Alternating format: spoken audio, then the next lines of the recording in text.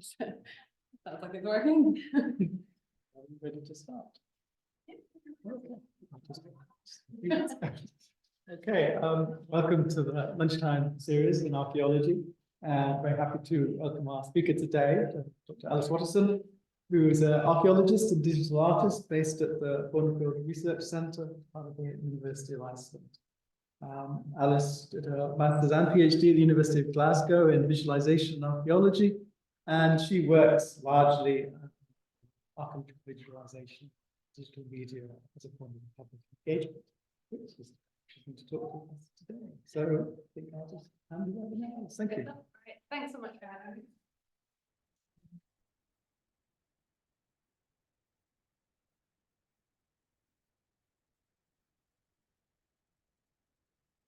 Okay, so yeah, so just to introduce myself, although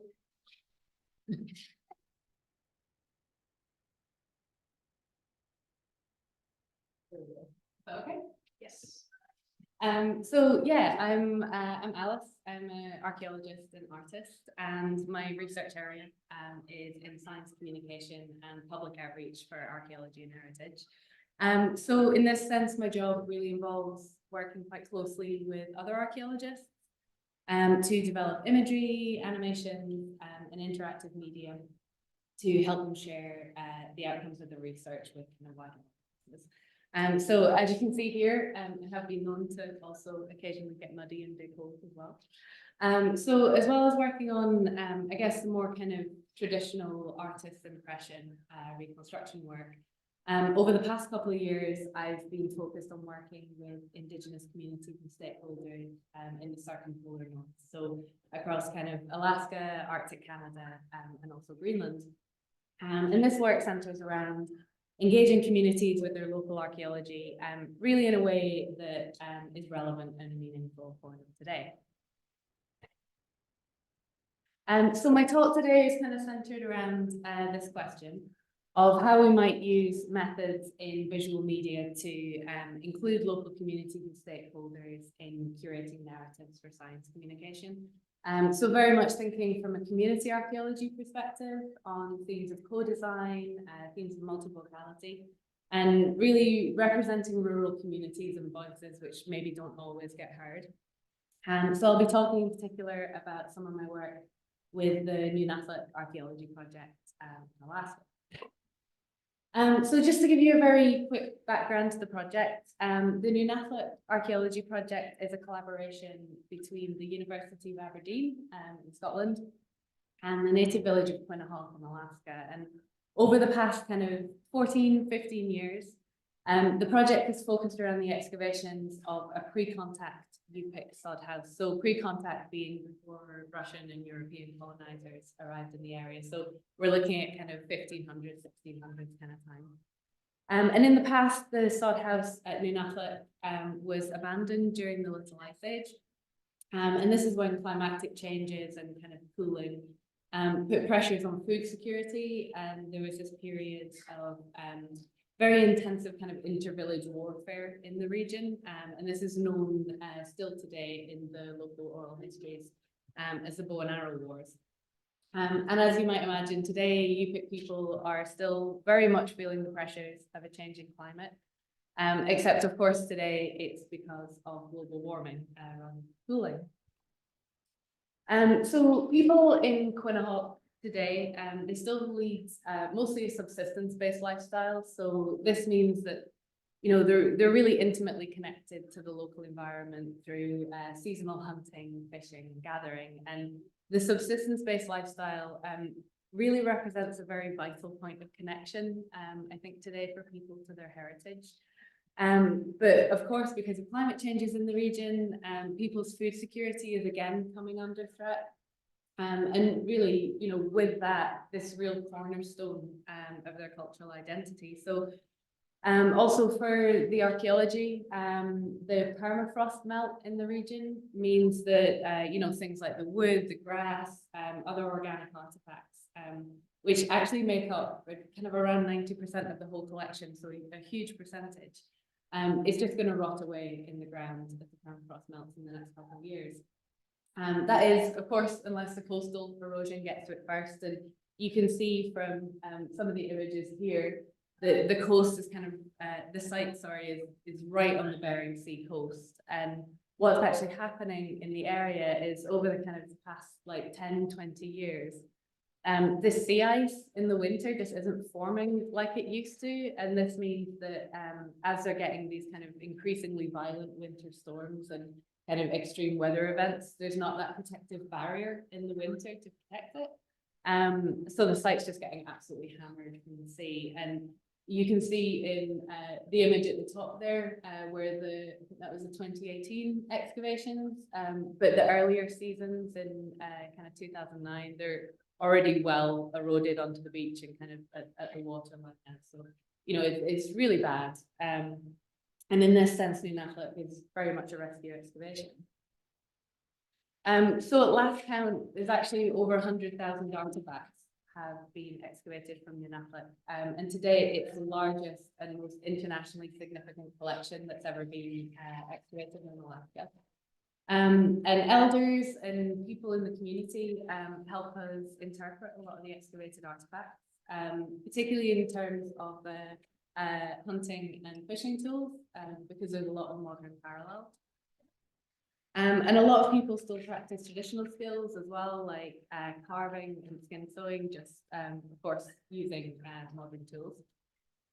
And people's cultural values and their knowledge have been passed down for generations through traditional or oral storytelling. The children outside.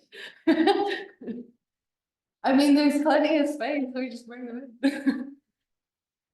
So anyway, that being said, maintaining this connection to land and tradition for people doesn't mean that people are living in the past. So, you know, Yupik is a living culture that's fully part of the modern world. There's even like a Yupik memes Facebook page, which I highly recommend. It's very funny. So in this sense, tradition by no means translates to being old-fashioned. And when we're digging, we often have visitors from the village just joining us to kind of dig for an afternoon, or popping in to help catalogue artifacts in the lab as well. So there's this real sense of kind of shared processes of discovery and presentation.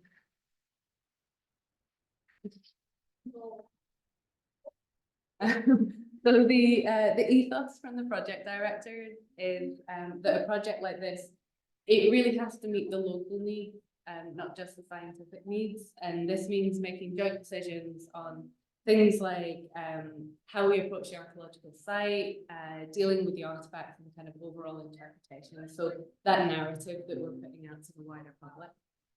In 2018, the Nunavut Museum officially opened its doors. So the artifacts are actually housed in the community. And this is a community of only around kind of 750 people. So it's quite a big deal that they were able to kind of host the collection there. Originally, I think the plan had been to send the collection to a bigger museum in Anchorage or Fairbanks, but the community really advocated it for kind of keeping it at home. So because of this, from the community, there's also been a really big focus on remote access to the collection. And kind of sharing the wider interpretation with kind of wider communities in the region globally. So that's where I come in. So I joined the project in 2017 to lead design of the Nunavut educational resource. And this is basically an interactive computer program, which was primarily aimed at an Indigenous school-age audience, so aimed at kids. And it tells the story of the archaeological excavations from a whole range of perspectives.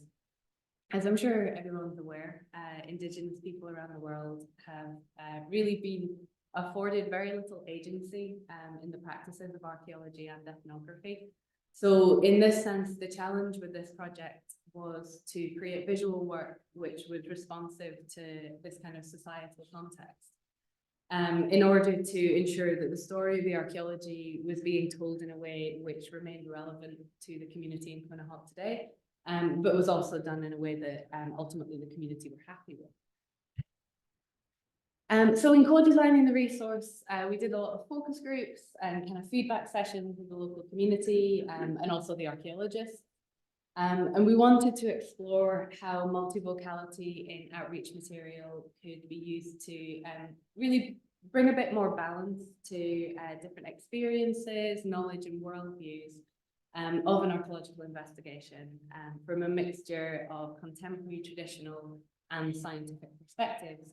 And the result was an interactive program that allows users to kind of explore inside reconstructions of the sod house that we were excavating, and also some locations within the wider landscape. And this is paired with kind of audio sound bites from interviews, 3D artifacts. So we scanned, I think for this project, around 200 artifacts were scanned for the resource. And in the newest one, we've got around 500, that I'll speak about in a moment. And then there's also kind of some interactive diagrams and some very, very basic games, because it was aimed at kids. So the resource itself was designed in a way that uses oral storytelling as the kind of main method of sharing the information. And the idea here is rather than kind of reading big blocks of like anonymous text, instead you're hearing from all of these different voices, and this is much more in line with intergenerational teaching in UPIC culture. So we have the elders and culture bearers who are, this kind of pool of invaluable traditional knowledge. We've got local carvers, craftspeople and artists who help us understand how a lot of the artifacts were actually made and produced, and the kind of tools they'd use and things like that. We've also got the local young people who, as you'll see a little later in the talk, are really kind of engaging with their heritage in kind of new and exciting ways and kind of reimagining it in the present. And of course, we've got the archaeologists, but even within the archaeologists, there's so many different specialisms and research areas. And a lot of people are just, we've got experts that have kind of been in the field for years. We've got students coming on field work for the first time. We've got volunteers joining the project. So there's a really big mix of people. Something that I think came out very early and kind of quite clearly in the design sessions with the community was that they really wanted their heritage presented in a way that spoke to the kind of vibrant living UPIC culture. So rather than having the 3D artifacts presented, in a kind of ordered typology or an organized way like you might find in a museum, instead they're encountered kind of part of the exploration through the resource. So they're embedded into these animated scenes and the kind of chaos and daily life and activity at Nunathlek. I think on some of the earlier slides, you'll have seen some of the artifacts that we excavated from Nunathlek that have these really carefully considered depictions of kind of animals and stories on them. And when I first started working with the community in Quinnahock, this was explained to me like this. As a UPIC person, if you want to be a successful hunter and you want to lead a good life, then you need to show the animals and the environment respect. And you do this by making beautiful things. So we tried to take this UPIC sentiment and reflected it in the style of the backdrop animations. So we took a more stylized approach that, first of all, I modeled the reconstructions as a kind of computer model in 3D. But then we went into the rendered shots and kind of finished them by hand and hand painted. To try and give the backdrop a bit more of a look and feel that's maybe closer to a painting than a kind of computer generated model. And then similarly, also working with our character animator, Tom Paxton. We took a 2D traditional kind of frame by frame approach to the character animation. So the kind of animation that you see in kind of old classic Disney things, the kind that takes forever to do. So these design choices were really consciously made to stir an emotive response in our audience. So within, I suppose, Western visual culture at least, painting and traditional animation are types of media that evoke this perception that somebody crafted these images by hand with great care. And I think that this is a sentiment we felt reflects and kind of resonates with the philosophy of traditional UPIC craft and skill. So if you think about the artifacts from Nunathlek, they're functional, but they're also these works of art in themselves. We also designed the animated animal characters to look a bit more like the carved representations of animals that we find on site. So to do this, I spent a lot of time sketching the masks and then other kind of decorated artifacts to try and understand the lines that are followed by UPIC style. And this was following feedback that some of the early animal characters that we've done look very Disney, not very beautiful. So, I mean, I think fussing over like all of these really tiny details and subtle details might seem really trivial, but we felt that it was so important to produce something that the local kids could look at and not just see some kind of generic style, but something that they feel represents them, their village, and their unique heritage.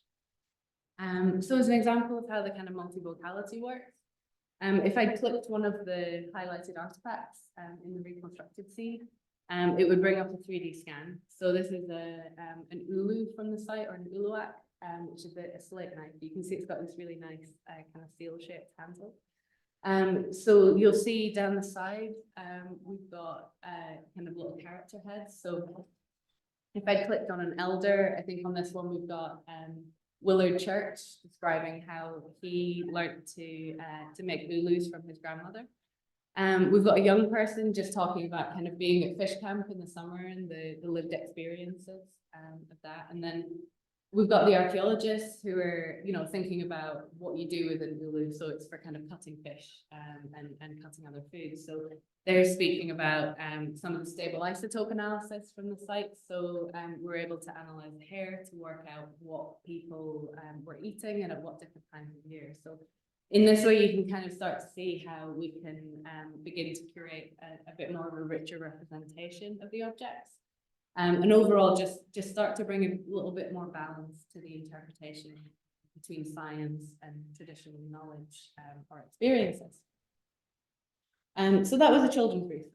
So one of the things that I think is so important, particularly with community-based work, is sustained collaboration over time. So in 2021, we received a follow-on funding grant from the AHRC in the UK to develop, we were calling it a kind of co-curated digital museum and catalogue as well for the Nunatak collection. So while the educational resource was aimed at schools, so it's kind of designed for kids, this new resource is serving, I guess, a bit of an older demographic of UPIC people, but also researchers and the kind of wider global public.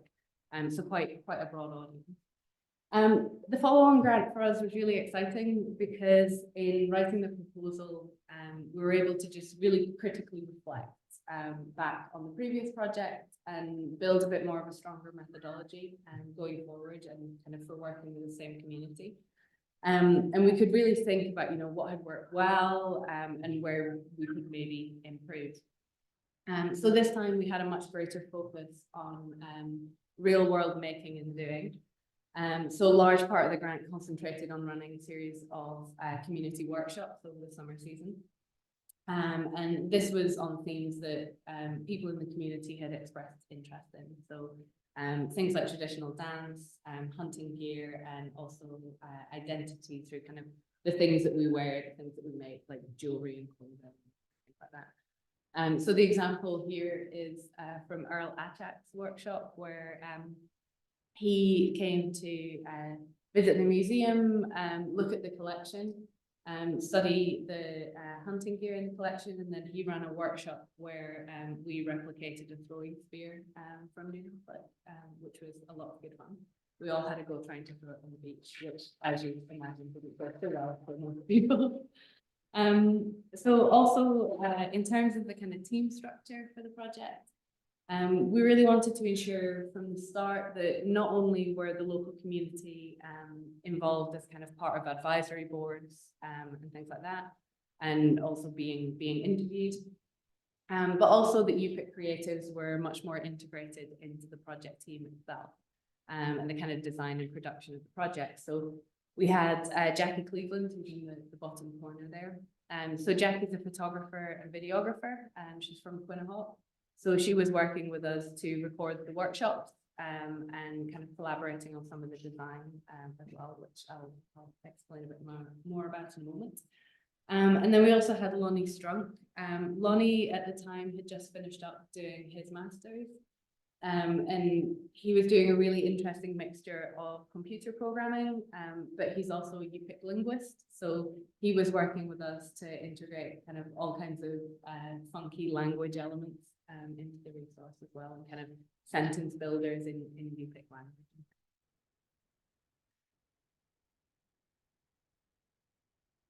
So this is really the kind of concept design for the resource. So it's a digital exhibition on one side and a catalogue on the other. And basically both sides can kind of speak to each other. Firstly, looking to the, well, this is just the back end of the catalogue. But with this project, obviously we're serving a very broad audience. And this is made up from local community and also academics and researchers.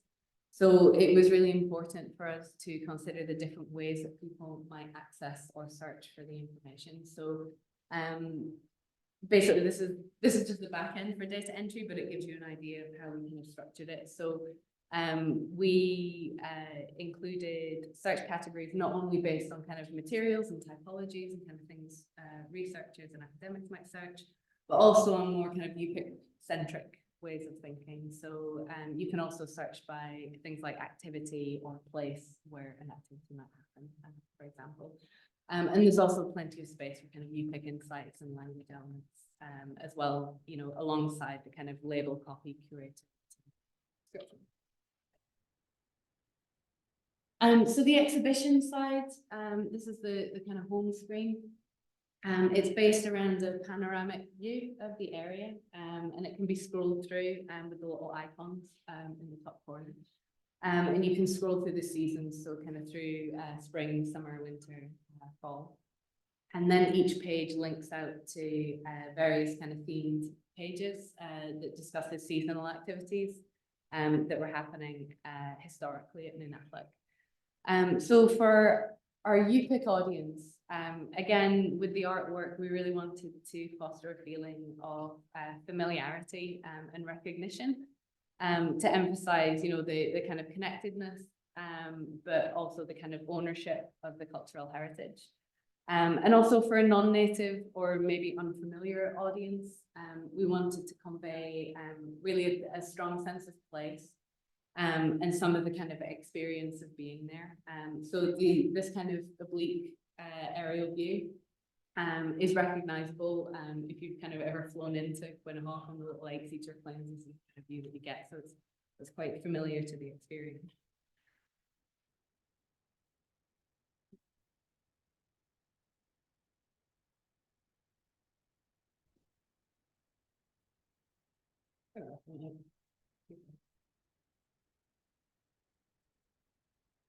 Sorry, having technical problems.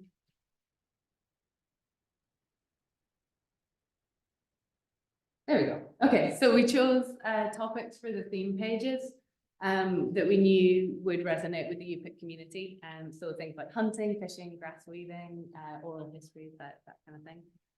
But also topics which hit kind of key like story points from the findings of the archaeological excavations. So things like discussing social hierarchy, dietary reconstruction, things like the kind of interpretation of play and learning for children that we see through kind of old toys and kind of miniature versions of things on site.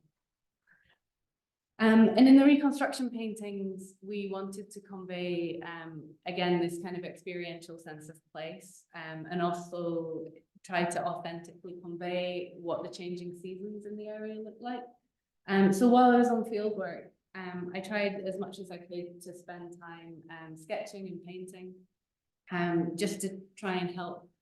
It's almost like making visual notes for when I was back at my desk.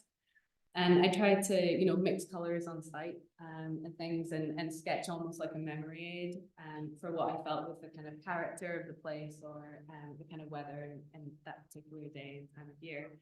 And these are things that I also try to capture through photography, but I always find that it's almost like sitting down in the process of painting just really helps you kind of slow down and properly look, which is really helpful.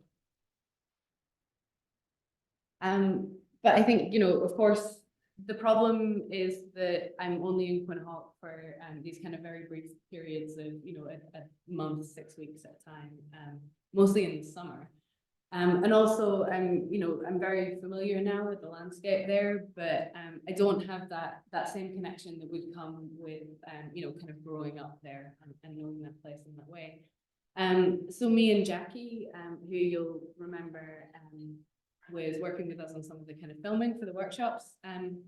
We formed quite an interesting collaboration together. So she would curate folders of her photographs over the years for me in kind of different places in the local area. And this was kind of organized by season as well. And I think something, you know, there's something quite special about being a place that you think you're familiar with, but seeing it through the eyes of somebody who actually grew up there.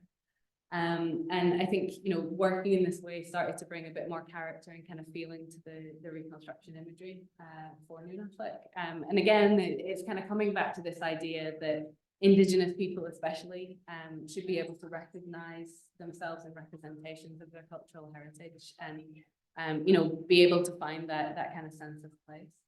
And also, you know, obviously on a personal level, this isn't my culture. And working on this project, I think we do feel a lot of responsibility and kind of take care and, you know, like get it right ultimately. So I do think that this is really important. Similarly with some of the reconstructions for the interior of the sod house, these were a bit of a collaboration as well. So as well as working with, you know, closely with the archaeologists in the field and digging the site myself, so I understood it. I also spoke with elders like Joshua Cleveland, in the bottom corner, there. And this was really helpful because Joshua actually remembers staying in a sod house when he was very small. His family used to go and stay in a sod house kind of for fish camp during the summer. So while the site plans and the excavations could help me understand, you know, what a sod house at Nunavut should look like, Joshua could help me understand a bit more about what it felt like and what it was like to be inside. So I could start to kind of incorporate some of his experiences and observations into the reconstruction painting as well. So speaking of working with elders, I think something that I came to realize quite early on, actually when we were working on the first children's resource, is the multivocality and co-curation, so bringing all of these different voices together to kind of curate a story about the archaeology. It's not necessarily as straightforward as just bringing everybody in to participate. It really means being willing to adapt and kind of modify your approach to include people, I think, in a way that, you know, works for them and begins to afford them a feeling of ownership over the final kind of collaborative results. And I think also, you know, I'd come in with quite a lot of preconceptions about the types of narratives that we'd be collecting with the community. I think, you know, before coming to Alaska, I'd read all of these kind of books, you know, where elders are working in collections, they're describing objects and stories about them and things kind of firsthand. And, you know, I'm forgetting that, I mean, most of these books were written about 20 or 30 years ago. So they're quite old now. And really the majority of elders in Quinhagh today are just that kind of 1 or 2 generations apart from the immediate knowledge of this kind of, you know, the old ways of life. Just because of the time past, shift in technique, technology, and environment. And although, you know, of course, there are a handful of elders who are very knowledgeable about certain things, you know, particularly with kind of subsistence and hunting gear and things. But a lot of the elders that I spoke with are only recalling, you know, very ephemeral memories from childhood and stories that were kind of passed down from grandparents and things like that. So, you know, they say themselves that the elders I should be speaking with had passed away, you know, about 20 years ago. I think, I mean, the archaeology project is very much about shared discovery and collaborative interpretation. So despite, some of the elders were kind of worried that maybe their depth of knowledge wasn't what their predecessors was. I think it should go without saying that, we're not here to make anyone feel bad or feel like they can't contribute to the project. So in this way, we tried to adapt our angle a little bit. And we focused quite a bit on contemporary practices that shared quite tangible parallels with activities that were, we know from the archaeology were present historically at Nunavut. So things like carving, crafts and artwork, and skin sewing, subsistence, and things like this. So rather than kind of necessarily having someone describe specifically what an artifact was and how it was used or how it was made, we invited people to speak about these things kind of in the present day. And so, for example, like John here, he works in carving walrus ivory, but he also, he makes some replica things from the dig, but he also makes contemporary pieces. And he uses power tools rather than a builder, like his grandfather. The contemporary connections have actually become really important for the project over time. And another quite nice example of this, I think, is actually with the younger generations in Quinahoc, particularly the local dance group. So at Nunavut, we found a lot of dance regalia, so things like masks, dance flams, drum rings. So we can see from the archaeological record that in the past, dancing was a huge part of Yupik culture and of their belief systems. But following the colonization and kind of suppression by missionaries of dancing, it was just completely lost in Quinahoc for almost a century. And this is something that's actually seen quite a resurgence in recent years, particularly with the young people in the village. And the dance group in Quinahoc now have actually been very involved with the archaeology project. So, they'll come into the museum to do their dance practices on a night, and they quite often take inspiration for the collections and to kind of carve masks and things like that for their dances. So it's, really kind of reigniting this practice of traditional dance in the present. And even in 2018, the group came together to write a new song about, it was kind of about their ancestors at Nunavut and about the dig. It was great. They had like troweling motions as part of the dance and like finding an artifact and realizing it wasn't anything and throwing it on the spoil heap. But we came together to make a short film about the writing process, and then that started to become some of the content for like the children's resource, for example. So for the digital museum project, we wanted to really continue the work and continue to support the group. So we were also trying to promote more kind of hands-on engagement with the archaeological collections. So we had a drum maker, Byston Analuk, visit the museum in Bethel, where they studied the drum fragments from Nunavut, and then they all learned how to make their own drums. And then this is how it was kind of incorporated into the resource. So we recorded the workshop and gathered insights from the participants and kind of some stories from the process. So we also 3D scanned one of the drums, and then were able to kind of pull it apart digitally. So you could see how the different parts kind of go together and annotate it with different information. And we made a short film about the workshop, but we also had video clips kind of annotated onto the drum. So if you've ever wondered how to scrape a walrus stomach to prepare it for a skin drum, you now have little sound clips that kind of go with that. So another example of this, this is a needle case. So obviously we find kind of fragmented artifacts from the dig, but digitally we're able to kind of put them back together and then show how it would have worked. So the textured parts in this model are the actual artifacts that were 3D scanned and then kind of put back together.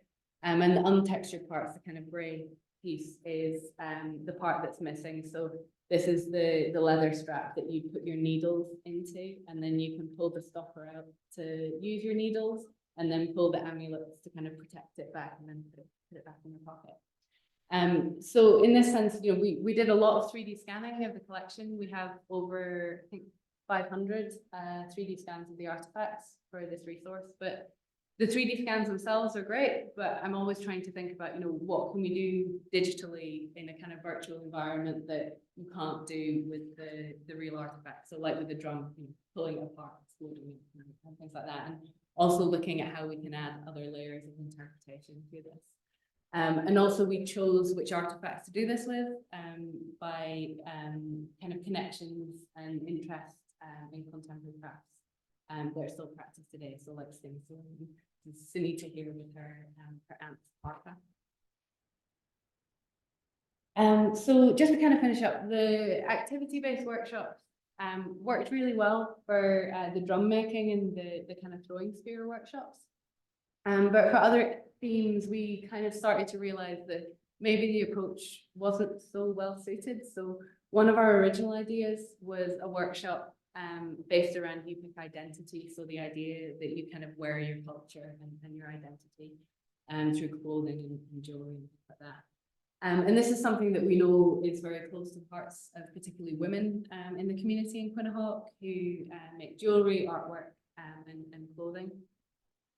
And these things are they're very personal, I think, to people and quite individual to people. So we felt that, you know, maybe a formal workshop setting could risk losing that dimension. So we decided instead to invite people into the collections individually to work with us to curate narratives around some of the artifacts that resonated with them and their kind of own craft and style and practice. And this worked really well. But again, we kind of found ourselves adapting to each person. So initially we planned to film the interviews, but some of the ladies that we worked with were just a little bit nervous about having a kind of camera on them and being on video. So instead we just mic'd them up with lapel mics, and after 5 minutes, you know, they forget to be self-conscious and forget they're wearing it. And then afterwards, we'd invite them to, you know, maybe show us a couple of favorite pieces that they're working on and kind of pose for a few photographs. And this worked really well. And, you know, it wasn't the original plan, but we now have some really beautiful photographs and kind of quotes and almost like photo stories that we can include in the resource. And I think, you know, fundamentally what works for some people in the community just might not work for others. And through these projects, we're starting to learn that this idea of kind of, you know, true collaboration and co-curation means sometimes that you have to, you know, kill your darlings. So let go of these ideas that you might get really attached to through the design process, but just aren't working. So I'll just finish here with a final thought. I think for us as archaeologists and scientists, it can be quite challenging sometimes to make the research engaging and relevant for the broader communities that we work in. And we often default to interpretations of the past that focus on kind of, you know, function, dates and analysis. And people often relate to the past in much more personal and emotive ways, kind of utilizing their heritage, certainly in this example, is almost like a contemporary cultural resource. So in this sense, the kind of multivocality and community co-curation began to bring fresh insights to the archaeology, and it's really got the potential to kind of forge new relationships with the wider communities that we work in. But for me, I think it also reinforces that, you know, multivocality and, you know, as a kind of design methodology, it's a two-way street. It like I said, you know, it doesn't just mean inviting everyone to participate in almost supplementing an established narrative that you have with some extra voices. But it means really being willing to, you know, listen, to adapt on the fly, and to kind of respond as a project unfolds. So the project is now online, so you can access it at nunaslet.org. And if you want to find more about the kind of the project and the excavation season happening, there's also a WordPress blog that the project ran across. So I think that's it for me.